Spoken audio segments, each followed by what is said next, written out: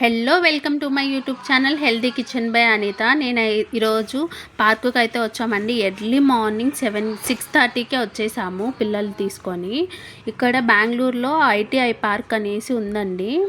ఇక్కడ కృష్ణరాజపురం రైల్వే స్టేషన్కి 0.8 కిలోమీటర్స్ దూరంలో అండ్ మెట్రో స్టేషన్కి 2.6 కిలోమీటర్ దూరంలో వస్తుంది. ఐటీఐ బస్ స్టాండ్ వస్తుంది కదా, ఐటీఐ గేట్ బస్ స్టాండ్, అక్కడి నుంచి అయితే జస్ట్ 500 మీటర్స్ వస్తుంది పార్కు. చాలా అంటే చాలా బాగుంటుంది, చాలా పెద్దది పార్కు, చాలా పెద్దగా ఉంది, నీట్గా చాలా క్లీన్గా ఉంటుంది, సూపర్గా ఉంటుంది అన్నమాట. ఎన్విరాన్మెంట్ చూస్తున్నారు కదా, చెట్లు కూడా చాలా చాలా పెద్ద చెట్లు ఉన్నాయి, చాలా విశాలంగా ఉంటుంది పార్క్ అయితే. ఎవరైనా మార్నింగ్ ఈవినింగ్ వాక్ చేయడానికి, ఎవరైనా పిల్లల్ని తీసుకొని ఫ్యామిలీతో పిల్లల్ని తీసుకురావడానికి చాలా బాగుంటుంది. ఫ్యామిలీ మెంబర్స్ అందరూ వస్తే మంచిగా ఎంజాయ్ చేస్తారు. ఇక్కడ స్టార్టింగ్లోనే కిడ్స్ ఏరియా ఉంది, చూసారు కదా, కూర్చోవడానికి కిడ్స్ అయితే ఆడుకోవచ్చు. వాళ్ళ మమ్మీ డాడీ వాళ్ళు, కొద్దిగా ఏజ్డ్ పర్సన్స్, నానమ్మ తాత అలాంటి వాళ్ళు కూర్చోవడానికి చాలా బాగుంటుంది, క్లీన్గా ఉంటుంది. మేమైతే ఎర్లీ మార్నింగ్ 6:30కే వచ్చాము. సో ఇక్కడ ఎక్కువ మంది పిల్లలు లేరు. మామూలుగా అయితే సాటర్డే సండే టైం చాలామంది ఉంటారు పిల్లలు. అసలు పిల్లలు ఆడుకోవడానికి కూడా ప్లేస్ ఉండదు, అంతమంది ఉంటారు. ఈరోజైతే మేము మార్నింగ్ వచ్చాం కాబట్టి ఎక్కువ మంది అయితే లేరు, తక్కువ మందే ఉన్నారు. పిల్లలు కూడా మంచిగా ఆడుకున్నారు. చాలా ప్రశాంతమైన వాతావరణం. మనకి ట్రాఫిక్, ఈ బిజీ లైఫ్లో ఇలాంటి చోటికి కంపల్సరీ వీక్లీ వన్స్ అయినా రావాలి. చూస్తున్నారు కదా, అప్పుడప్పుడే సూర్యుడు కూడా ఉదయిస్తున్నాడు. మార్నింగ్ ఎండలో ఉండాలనుకునే వాళ్ళకి ఎండ కూడా మంచిగా వస్తుంది అన్నమాట. ఇక్కడ ఎండ పడేటప్పుడు మంచిగా మనం పార్క్ దగ్గరకు వచ్చి ఎక్సర్సైజ్ అనేది చేసుకోవచ్చు, మనకి డి విటమిన్ కూడా వస్తుంది. మామూలుగా అయితే ఈ పార్క్ అనేది చాలా క్లీన్గా ఉంటుంది. మెయిన్ అసలు ఏం డాగ్స్ అట్లా ఏం అలో ఉండవు, చాలా క్లీన్గా ఉంటుంది. టాయిలెట్స్ అన్నీ ఉంటాయి. మార్నింగ్ ఈవినింగ్ కూడా క్లోజ్ చేసేస్తారన్నమాట. మార్నింగ్ 6 to 9, ఈవినింగ్ వచ్చి 4 to 6 PM క్లోజ్ చేసేస్తారు. పిల్లలు అందరూ మంచిగా ఆడుకోవచ్చు, మన్ను కూడా ఉంది, పిల్లలు కూడా మన్నులో ఆడుకోవచ్చు. ఎవరైనా వాకింగ్ చేసే వాళ్ళకు కూడా చాలా బాగుంటుంది. నేను చూపిస్తున్నాను కదా, స్టార్టింగ్ నుంచి పార్క్ చుట్టూ మనం వాక్ చేయొచ్చు. ఇక్కడైతే ఒక భవనం కనపడుతుంది కదా, అక్కడైతే మెడిటేషన్ చేసుకోవచ్చు. ఇలాంటివి చాలా ఉన్నాయండి. చాలా గడ్డి వచ్చేసింది, పాపం క్లీన్ చేస్తూనే ఉంటారు వీళ్ళు, కాకపోతే గడ్డి తొందరగా పెరిగిపోతుంది. ఇక్కడ వర్షాలు ఎక్కువ పడుతుంటాయి కదా బెంగళూరు సైడు. ఐటీఐ గేట్కి దగ్గరలో ఉండే వాళ్ళు ఎవరైనా ఈ పార్కుకి రండి. మీకు తెలియకపోతే ఒకసారి పార్క్ సెర్చ్ చేస్తే వచ్చేస్తుంది. నేమ్ సెర్చ్ చేసిన చూడండి, అందరు చాలామంది మార్నింగ్ వాక్ చేస్తున్నారు. పిల్లల్ని ఎవరు తీసుకురాలేదు, మేము వెళ్ళిన రోజు అయితే తక్కువ మంది పిల్లలు, కొద్దిగా పెద్దవాళ్ళు వాక్ చేయడానికైతే వచ్చారు. ట్రీస్ కూడా నీట్గా కట్ చేశారు ఇప్పుడిప్పుడే. ఇంకా అయితే ఒక 1 month అలా పోతే మంచిగా ఫ్లవర్స్ వస్తాయన్నమాట. అన్ని చెండు మల్లెపూలు, చిన్న చెండు మల్లెపూలు ఉంటాయి. కుక్క చెండు మల్లె ఏదో సంథింగ్ అంటాం మన సైడు.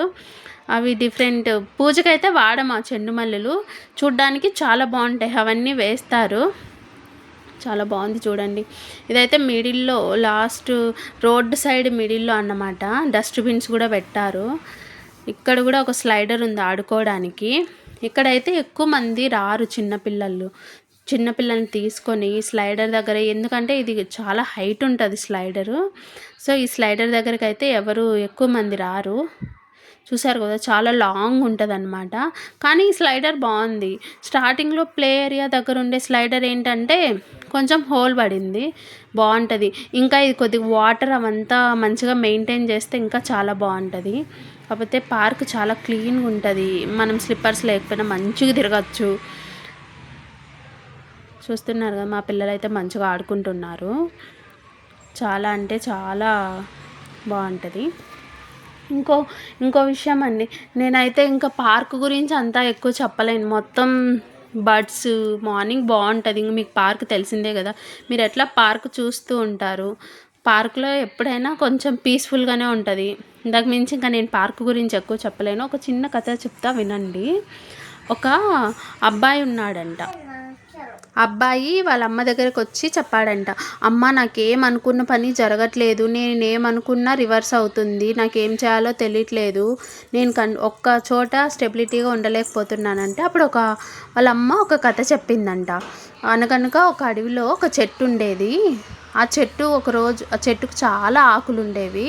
ఒకరోజు బీభత్సంగా గాలి వాన వస్తుంటే ఆ చెట్టుకు ఉండే ఒక ఆకు అనిందంట, దేవుడా ఈ గాలికి నన్ను కింద పడిపోకుండా చూడు, నేను ఇక్కడే ఉంటాను అని చెప్పిందంట.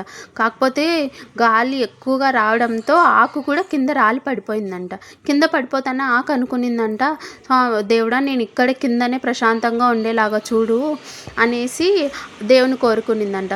కానీ అవి ఎక్కువ గాలి రావడంతో ఆకు గాలితో పాటు పైకి ఆకాశంలోకి ఎగిరిందంట. ఎగిరేటప్పుడు ఏమనుకునిందంట, చూడు నేను చాలా హైట్ ఎగురుతున్నాను, పైనుంచి చూస్తుంటే కింద ప్రపంచం చాలా అద్భుతంగా ఉంది, చాలా బాగుంది అనేసి ఆకు అనుకునిందంట. పైనుంచి ఇలానే చూస్తూ ఉండాలనిపిస్తుంది అనేసి అనుకునిందంట. కాకపోతే గాలికి వచ్చేప్పటికి తగ్గిపోయిందంట, ఆకు కింద పడిపోయిందంట. ఆకు కింద పడిపోతానే వాళ్ళ కొడుకు అన్నాడంట, ఇంకేముందమ్మా ఆకు కింద పడిపోయింది కదా, పక్కన రోడ్లో పడిపోయింది అంటున్నావు కదా, ఇంకా అది అట్లనే కుళ్ళిపోయి చచ్చిపోతుంది, ఆకు అంటే మట్టిలో కలిసిపోతుంది అని కొడుకు అన్నాడంట. అప్పుడు ఆ తల్లి చెప్పిందంట, ఇంకా కథ పూర్తి అవ్వలేదు విను, ఆకు రోడ్లో పడింటే అప్పుడు ఒక పిల్లోడు స్కూల్కి వెళ్తూ ఉన్నాడంట. ఆ పిల్లోడు మనసులో ఆలోచించుకుంటున్నాడంట, ఈరోజు మా మేడం బర్త్డే కదా, నా దగ్గర మా మేడంకి గిఫ్ట్ ఇవ్వడానికి ఏమీ లేదు, మా ఫ్రెండ్స్ అందరూ గిఫ్ట్ ఇచ్చింటారు, నా దగ్గర డబ్బులు లేదు ఇవ్వడానికి అనేసి అనుకుంటూ ఉన్నాడంట. అప్పుడు ఆ అబ్బాయికి ఆకు కనపడిందంట. ఆ అబ్బాయి ఆకు తీసుకొని ఆలోచించాడంట, మా మేడంకి ఇదే ఆకుని గిఫ్ట్గా ఇద్దామనేసి ఇంటికి పోయి ఆకు మీద జై శ్రీరామ్ అని రాసి మరుసటి రోజు వాళ్ళ మేడంకి గిఫ్ట్గా ఇచ్చాడంట. గిఫ్ట్గా ఇస్తే వాళ్ళ మేడము చాలా హ్యాపీగా ఫీల్ అయ్యి ఆకు మీద జై శ్రీరామ్ అని రాశారు కదా, వాళ్ళ స్టూడెంట్ గుర్తుగా మేడము ఆకుకి ఫ్రేమ్ కట్టించి దేవుడి గదిలో పెట్టి రోజు పూజ చేసుకుంటుందంట.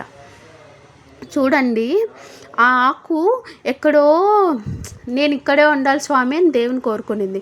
కాకపోతే ఆకుని మాత్రం దేవుడి గదిలో పెట్టి రోజు పూజ చేసేలాగా ఆకుకి ప్రసాదించాడనమాట. సో అలానే మనకు కూడా దేవుడు ఒకటి రాసి పెట్టుంటాడు. ఈవెన్ మనం ఏం చేయాలి, ఎక్కడుండాలి, మనకి ఏది కరెక్టో దేవుడికి తెలుసు.